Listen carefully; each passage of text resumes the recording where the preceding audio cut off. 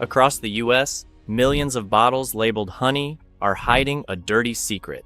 You stir it into tea, drizzle it on toast, and mix it into yogurt, thinking you're choosing a healthy sweetener.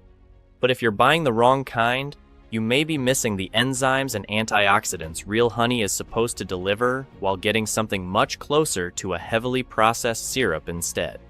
Overheated, overfiltered, and adulterated with cheap sugars, this fake honey isn't just a grocery mistake. It's actively spiking your blood sugar, straining your liver, and working against your immune system. Today, we're exposing 8 honey brands to avoid at all costs and revealing 5 you can actually trust. And before this video ends, I'll show you a few quick kitchen checks that can help you spot a polished fake in seconds. Let's start in the one aisle most shoppers still trust too easily. Number 8. Pharmacy honey. You'd think honey sold in a pharmacy would be safer, cleaner, better. That assumption is exactly what makes these bottles dangerous. Testing found 0 pollen in samples from Walgreens, CVS, and Rite Aid. In honey, that's a massive red flag. Pollen works like a fingerprint. It helps show where the honey came from and what it actually is. Once that fingerprint is gone, the jar gets a lot harder to verify and a lot easier to fake. Then the sourcing side makes it worse.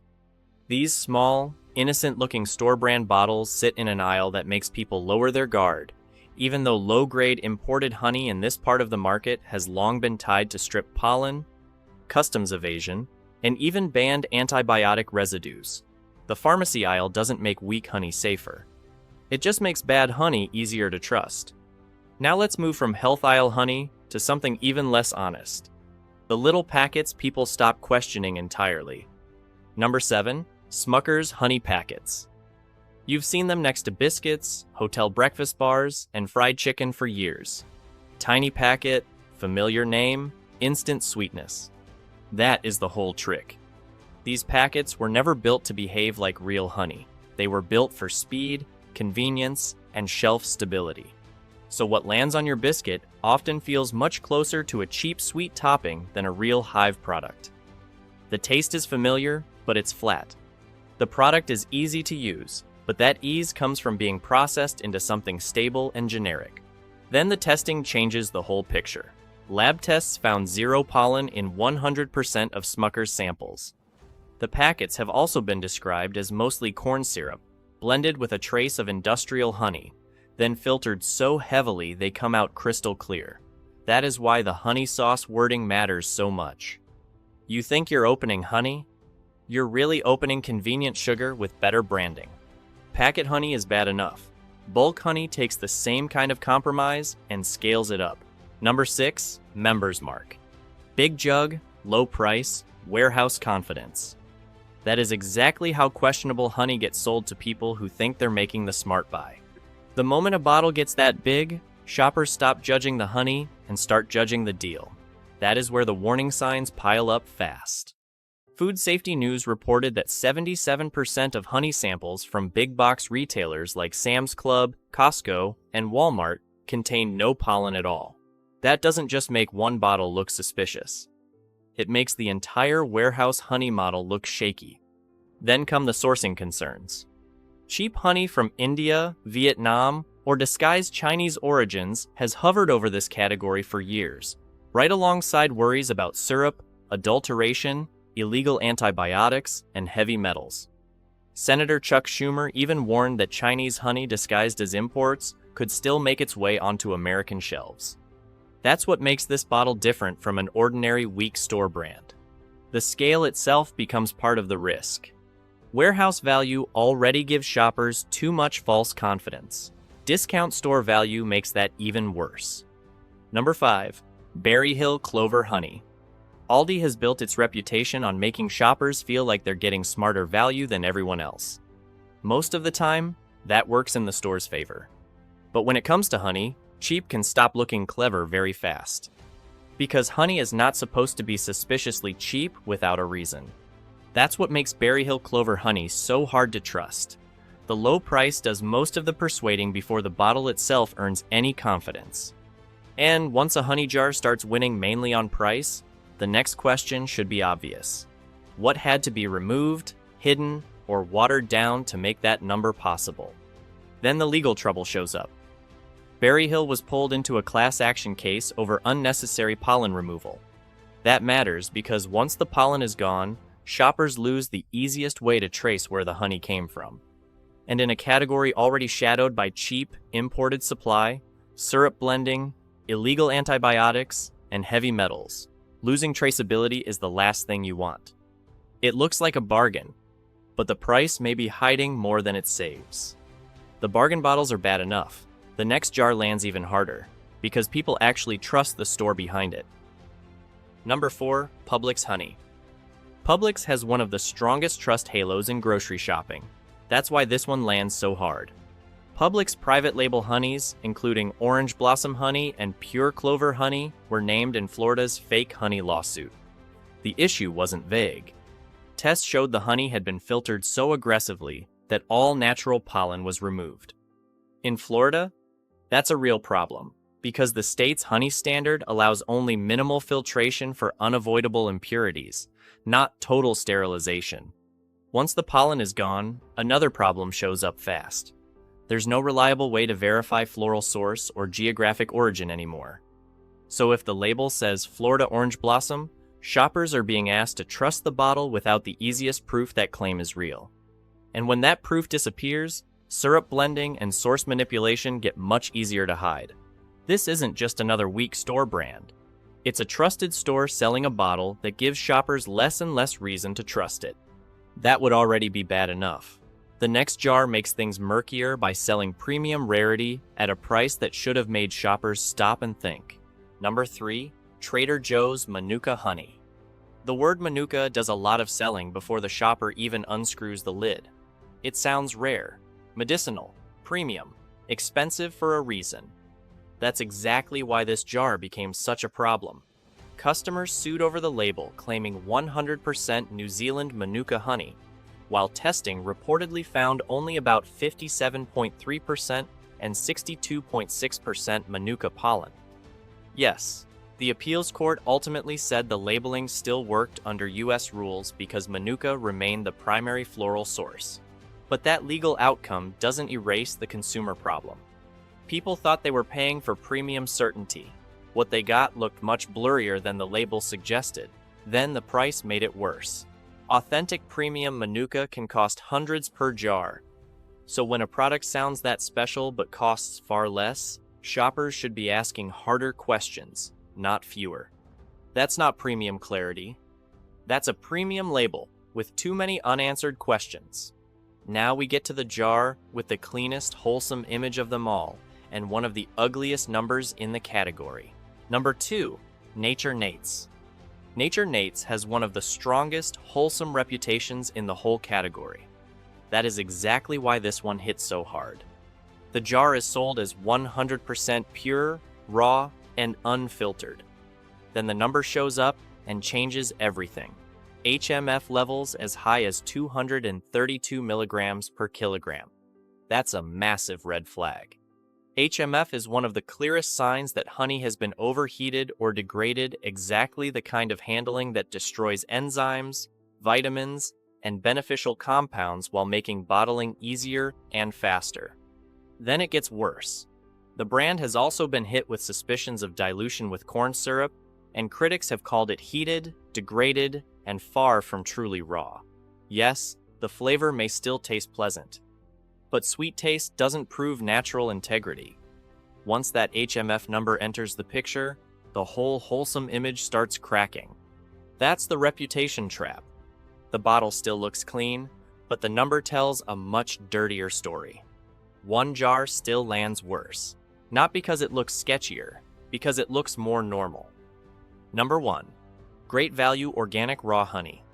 This bottle explains the whole fake honey problem in America better than almost anything else on the shelf. Walmart's Great Value doesn't need prestige, legacy, or premium design. It just needs to look clean, simple, and good enough for millions of shoppers who don't want to spend much or think much. That is exactly how weak honey wins. Then the actual red flags show up. HMF was reported at 22 milligrams per kilogram, more than twice the normal level for raw honey. That points to overheating. Then it gets even uglier. Mannose levels 3 times higher than normal, treated as a sign of syrup adulteration. That's what makes this bottle number 1. The label says raw and organic. The testing raises the exact fears shoppers were trying to avoid. Once a bottle starts looking like healthy, everyday honey on the outside while sounding overheated and adulterated on the inside, the deception becomes much bigger than one bad jar. It doesn't look fake. It looks automatic. And that is exactly how weak honey wins in America. If this list is already changing the way you look at the honey aisle, hit like, subscribe, and drop an 8 inches the comments if you're still with me. Not every jar on the shelf failed this hard. A few still bring the raw character, cleaner handling, and sourcing standards shoppers were hoping for in the first place. Let's flip the aisle and get into the bottles that actually earn their price. Number 5. Be Well Honey. Be Well Honey works because it still tastes like real raw honey instead of shelf-stable sweetness. It's raw, unfiltered, and built around floral variety that actually shows up in the jar. Blackberry, sugar maple, holly, tulip poplar, blueberry. That mix gives it more depth than the flat, one-note sweetness weaker brands fall into. The texture also does this jar a lot of favors. It has more body, the aroma carries farther, the flavor doesn't disappear the second it hits tea or toast. That matters, because once honey loses those things, you're not buying much more than sweetness. The trade-off is price. This isn't the cheapest everyday bottle on the shelf, but if you want a reliable raw honey that still feels alive, Be Well earns its spot. That's a solid everyday pick. The next brand makes origin and sourcing easier to trust. Number 4. Local Hive Honey. Local Hive stands out for one simple reason.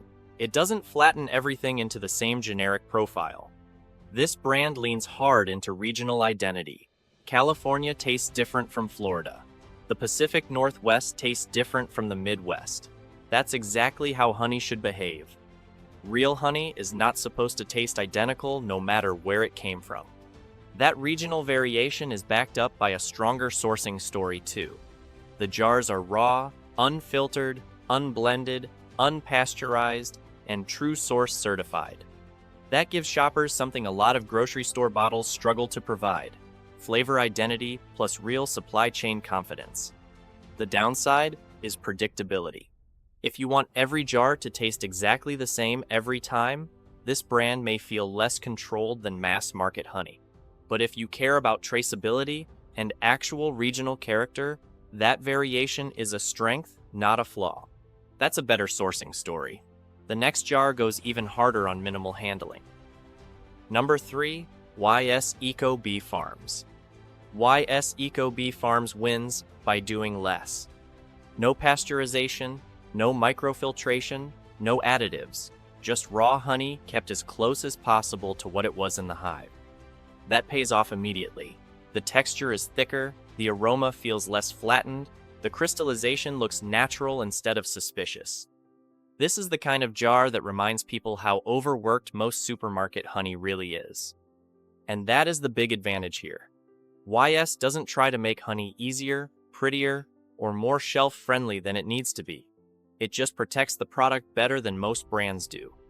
The trade-off is cost. It's more expensive than the average squeeze bottle, and some shoppers won't want to pay that much for a pantry staple. But if your priority is raw character with minimal interference, this brand delivers exactly that. That already puts it ahead of most of the shelf. The next jar adds tighter verification on top of that. Number 2. Lineage Provisions Raw Organic Honey. This is where premium starts acting like premium. Lineage Provisions doesn't lean on soft branding. It leans on handling and verification. Completely raw, never heated, unfiltered. USDA organic, true source certified. Tested for glyphosate and hundreds of contaminants with undetectable results. That's a serious trust package. The payoff is what you'd expect. Better body, better aroma, better structure in the jar.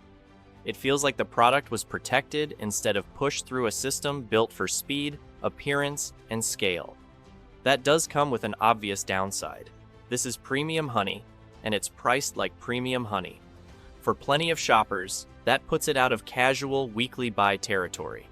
But if you care most about purity, verification, and minimal processing, the price has a real case behind it. That's a strong, clean label pick.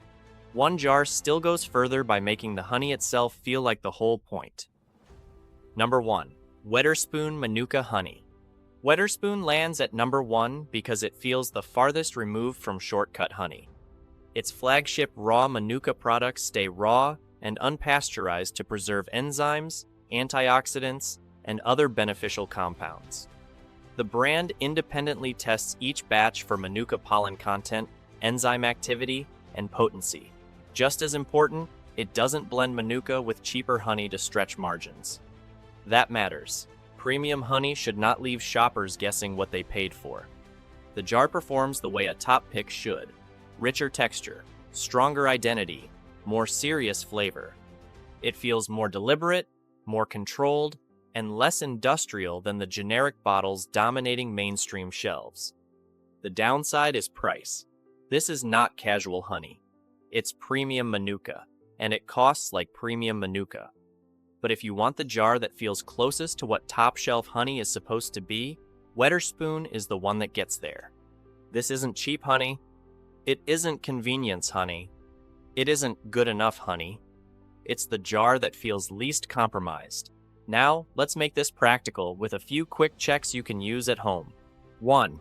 Look at the jar. Real honey usually isn't visually perfect. It may look slightly cloudy. The color may vary. It can appear less polished and less uniform than heavily filtered supermarket bottles. If a jar looks crystal clear, ultra glossy, and almost too neat, don't relax. Get more skeptical. 2. Watch how it falls off a spoon. Dip a spoon into the honey and lift it slowly. Honey with more body usually stretches, hangs, and falls in a slower ribbon. A thinner product tends to drip faster and break apart more easily, almost like table syrup. 3. Drop it into water. Put a spoonful into a glass of room temperature water without stirring. Real honey usually sinks and holds together longer before dissolving. More diluted or syrupy honey tends to spread faster and break apart almost immediately. 4. Chill it. Leave the jar in the fridge or somewhere cold for a while. Real honey often thickens and may crystallize over time.